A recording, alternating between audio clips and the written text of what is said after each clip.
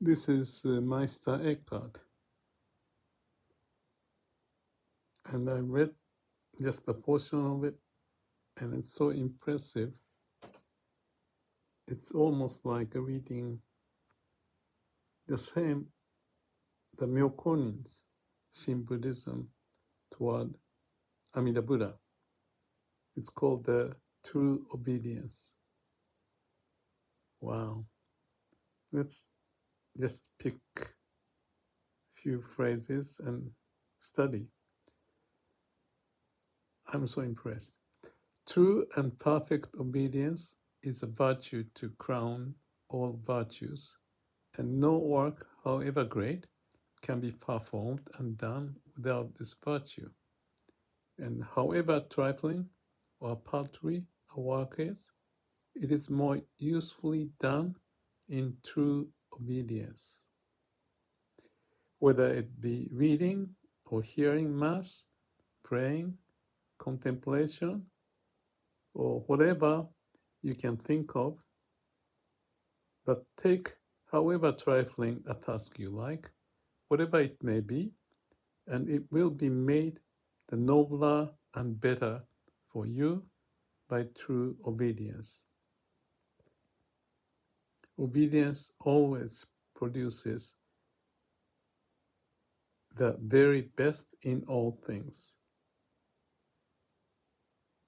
Yet obedience never hinders or misses anything a man does in any way that proceeds from true obedience. For it misses nothing good. Obedience need never be concerned, for it lacks no good.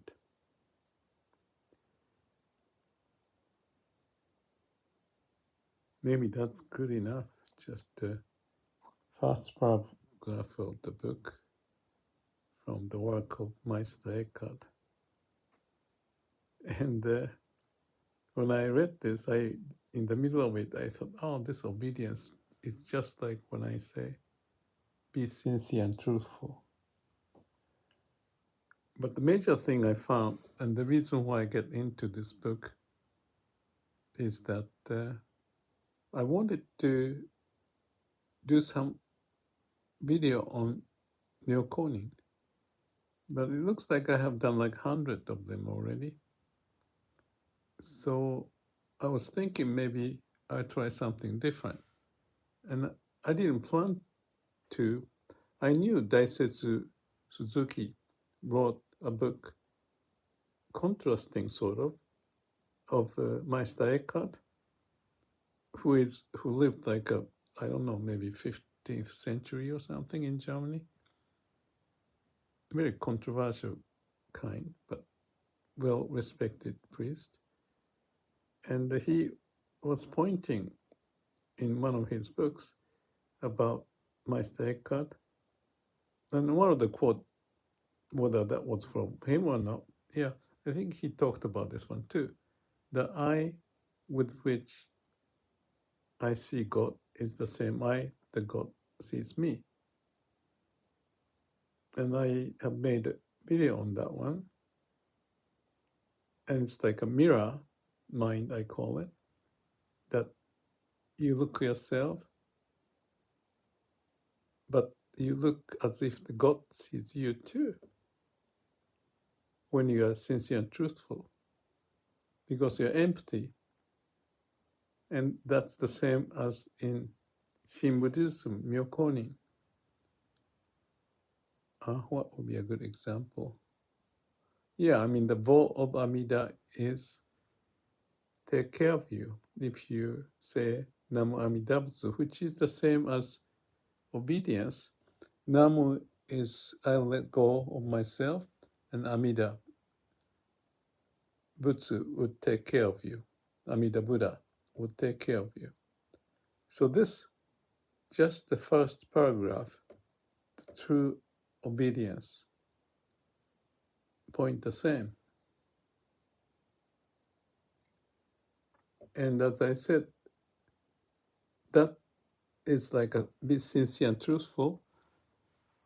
But Eckhart's case is the God, and my word for God is the way of nature, the way of the universe.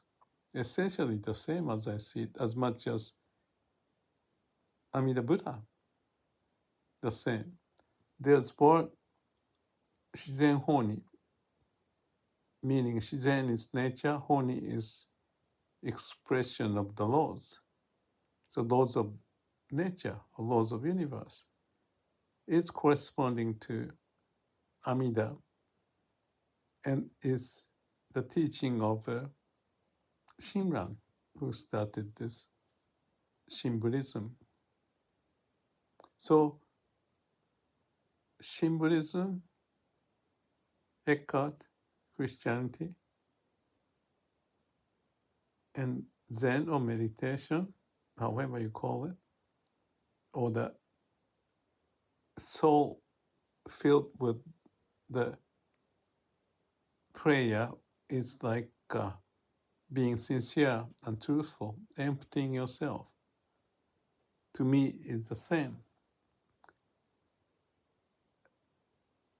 And I just feel, as I read this, wow, powerful. I only read like 3-4 pages and all the way through. And if you're interested, I'll make a copy. I think it should be possible to make a copy of this. It's PDF, so I'll put it in the description. And why I want to share this, I don't know. It's just like the sound is so good, the idea is so good, I can feel what it's talking about. It's corresponding to no thinking, empty. Prayer is emptying yourself. And if you have not emptied, your ego is praying. That's not the point of the prayer so far as I'm concerned. Total prayer is you let go. Now, let me just tie into, because I was talking about my meditation, Vipassana, 10-day course, and earth-shattering experience, awakening, I call it. When it happens, it is the same, meaning you let go of yourself at the point when ego dies and God to come in, because there's no barrier. So whether it's God or my term, the way of nature, or Amida God, Amida Buddha, his vow of compassion so that you don't suffer, essentially the same thing. And this day and age, people may not want to listen or hear about the religion and God and all that. And I can see that there's lots of related image that may not be pristine, not pure, because of the scandal and I don't know what. And it's also like a ritual and all the things to go with it. But that's why I like the laws of nature, nature's way, because it's just that. It is just that. And how we are built to come on this earth is because of that. And you let go of yourself. That's what we talk about. So people talk about more conceptual terms like non-duality, or more modern way, mindfulness, or flow, or zone, as if there's something that click and you get into it. And yes, that's feasible and possible, but I don't I haven't looked into the flow and the zone and who is talking why and all that. But of course, there are a bunch of words and a bunch of explanation and interpretation and all that. But essence of the essence is can be experienced directly, and that's the power of the other power versus self-power. Your self-identity is praying, I hate this, this should happen, therefore I ask God help or some such thing. Because that's a play of the ego in the mind, and it's not authentic.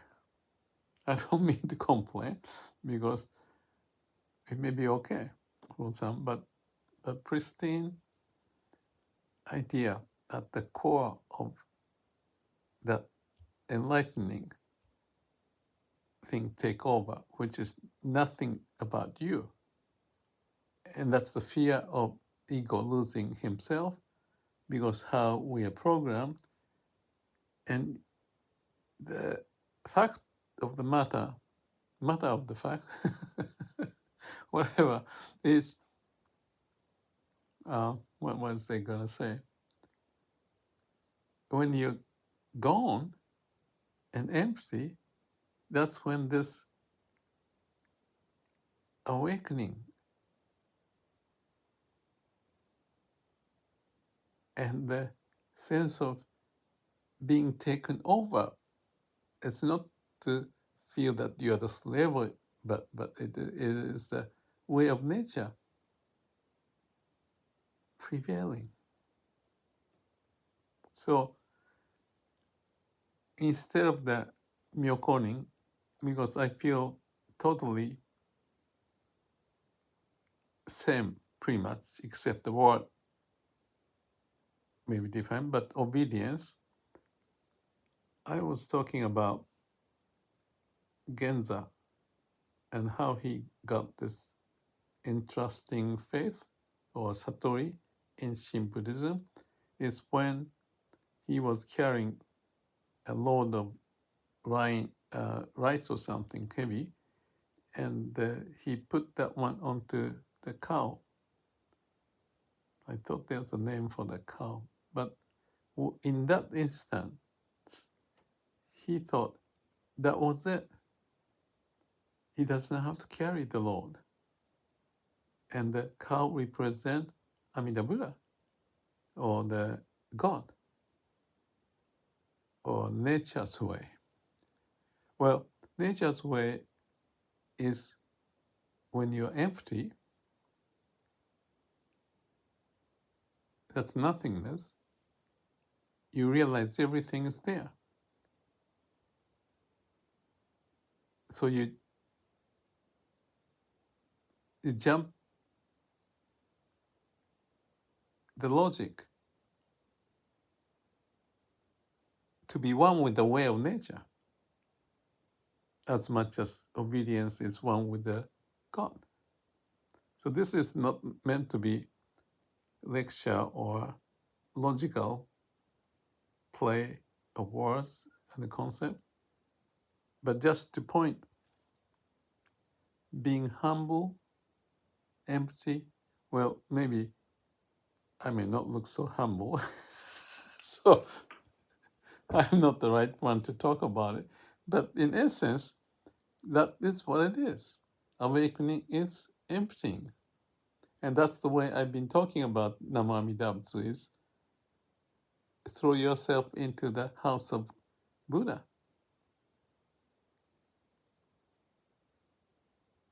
In Zen, there's a saying, the moment of that is when you are up at the 10-foot pole or 10 meter, it doesn't matter, and jump off, move on one step further. And that's the image, similar or actually the same as you let go of your ego. And then things fall into the right place. So suffering goes away, compassion take over, or wisdom take over, and you are in Pure Land, in the case of Shin Buddhism, in case of Eckhart, kingdom of heaven, I guess that's what you call. And in Zen, what would be the word? It's a Satori, awakened state.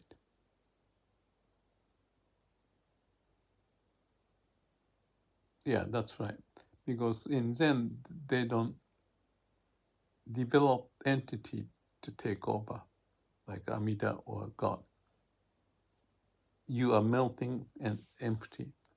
So taken over by the way of nature that is manifesting is essentially the same.